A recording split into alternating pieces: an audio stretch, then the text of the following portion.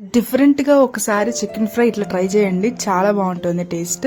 Process అయితే complete గా చూడండి. సో ఫస్ట్ ఒక మిక్సీ జార్లో ఒక 4-5 ఎండుమిరపకాయలు, కొద్దిగా వెల్లుల్లి అండ్ చికెన్ మసాలా ఉంటుంది కదా, అండ్ అది కొద్దిగా రైస్ ఫ్లోర్ అంటే బియ్యం పిండి, కారం, ఉప్పు అండ్ నిమ్మరసం ఇవన్నీ యాడ్ చేసి, ఇంకా కావాలంటే మెంతుల పొడి అండ్ గరం మసాలా కూడా యాడ్ చేసుకోండి. నేనైతే స్కిప్ చేసా. కొద్దిగా వాటర్ యాడ్ చేసి పేస్ట్ చేసుకోవాలి. ఇట్లా స్మూత్ పేస్ట్ లో అయిపోవాలన్నమాట. సో ఇది మనం స్మూత్ గా గ్రైండ్ చేసుకున్న తర్వాత చికెన్ తీసుకుని ఆ చికెన్ లోకి అయితే ఇది వేసుకుని మ్యారినేట్ చేసుకోవాలి.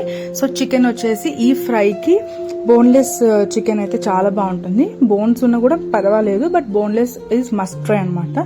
సో బోన్లెస్ చికెన్ తీసుకుని అందులో మనం తయారు చేసుకున్న పేస్ట్ యాడ్ చేసేసుకోవాలి. సో ఇంకా సెపరేట్ గా ఉప్పు అవన్నీ వేయాల్సిన అవసరం లేదు, బికాజ్ ఆల్రెడీ పేస్ట్ లో అన్ని యాడ్ చేస్తాం కాబట్టి కరెక్ట్ గా సరిపోతుంది. సో మంచిగా పీసెస్ కి పట్టేటట్టు కలిపేసుకోండి. చాలా డిఫరెంట్ గా బాగుంటుంది, తప్పకుండా ట్రై చేయండి. సో మరిన్ని రెసిపీస్ కోసం నా ఛానల్ సబ్స్క్రైబ్ చేసుకోవడం అస్సలు మర్చిపోవద్దు.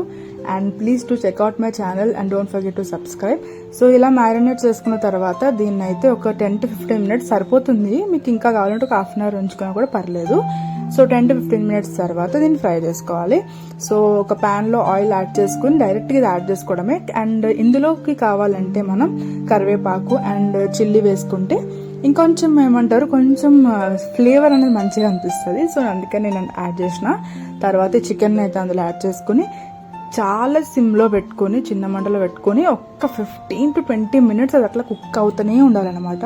అట్లా స్లోగా ఉడికితే దాని మసాలా అంతా దానికి మంచిగా పట్టి అద్దరిపోతుంది. అసలు అలా ఎంటీగా మీరు తినేయచ్చు, లేదంటే పప్పుచారులో తినా కూడా బాగుంటుంది. తప్పకుండా ట్రై చేయండి. వీడియో నచ్చితే లైక్, షేర్ అండ్ సబ్స్క్రైబ్.